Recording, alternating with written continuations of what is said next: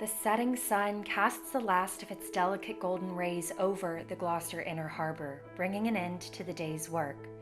Boats fill the harbor, but at low tide, many of them list lazily in the water or on shore, as if they've been tucked up for the evening. The workers finishing their tasks, surely getting ready to head home after a long day.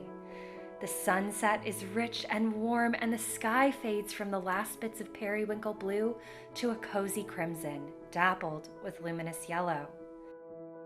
When I first began working on this series, I met with our Director of Collections Management, and together we poured through rack after rack of paintings. I scribbled down accession numbers, the number assigned to each piece as they're introduced to the museum's collection, and while there were so many pieces that I knew I wanted to talk about, there was one that really stuck with me for a number of reasons.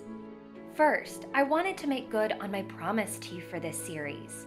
We're going to go into the galleries and behind the scenes. So I knew that for our first adventure together, I wanted to bring you into painting storage.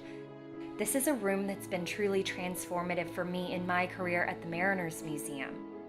The wonder and inspiration that it seems to radiate never fails to amaze me, and I want you to be able to feel that too.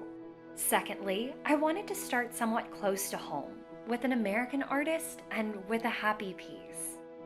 One thing you'll come to learn about me is I love really dramatic works of art, and we'll get to those. For this first episode, though, I wanted to talk about looking deeper, beyond the surface of a pretty painting. Which brings me to this work. This is Fitz H. Lane's 1850 oil on canvas entitled Gloucester Inner Harbor. Immediately we're struck by a stillness in this work that feels not stagnant, but rather meditative and peaceful.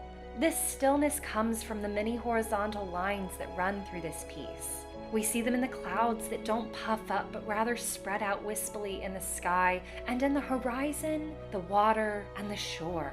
The vertical lines of the masts on the vessels in the harbor break up the horizontal lines of the landscape, but they too add a calm that grounds the work. The stillness can also be partially attributed to the composition of the piece. It's measured and mathematical in a way. The work can be divided almost perfectly into 4 quadrants. Lengthwise, the central boat sits just right of center, and the weight of the composition is balanced, meaning one side of the work doesn't have more light, dark, or subject matter than the other. Symmetry tends to be naturally soothing, and in this piece, the balanced composition creates that symmetry. When divided widthwise, the top half consists solely of sky, with only the small red pennant and the very tips of 2 other masts as minor intrusions.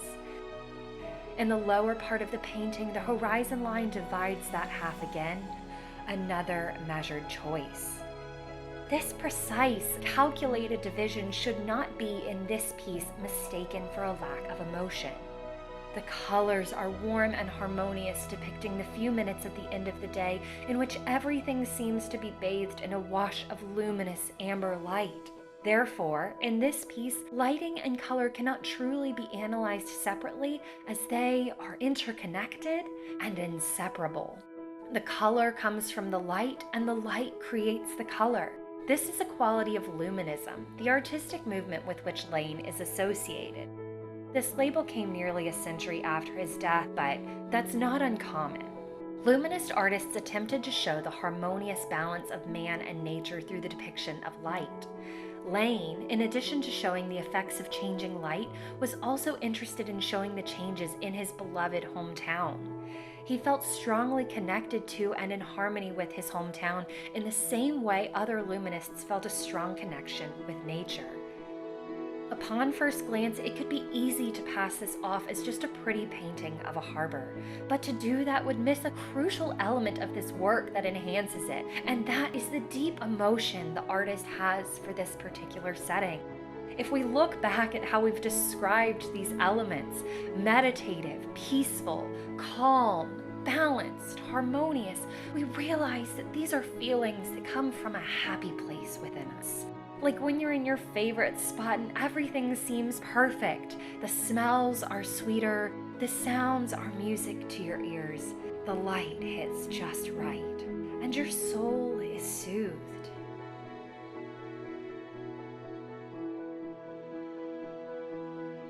Fitz H. Lane became ill and lost most of the use of his legs as a very young child. As a result, while growing up, it's believed that he turned to activities like drawing to fill his days. While it absolutely impacted his life in ways we will never know, Lane never let his disability stand in his way.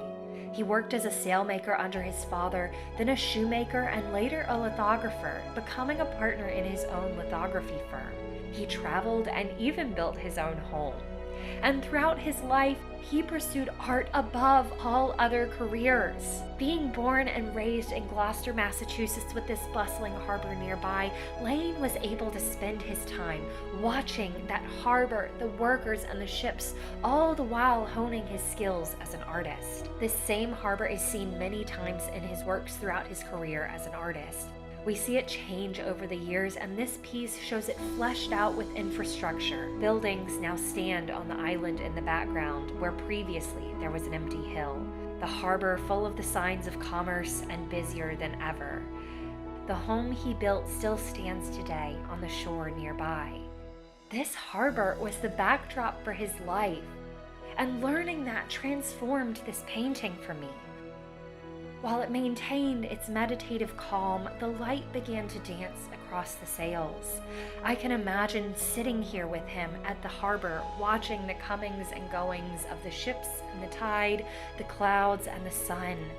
Together we watched the morning turn to afternoon and afternoon to evening as the sun rises and falls in the sky like a time lapse of the day. The serenity that Lane has imbued is poignant and shows us that this was his happy place. We sit together now, you, me, and Lane, in silence and stillness in this happy place, watching the sun slip from the sky. And for a moment, there's peace.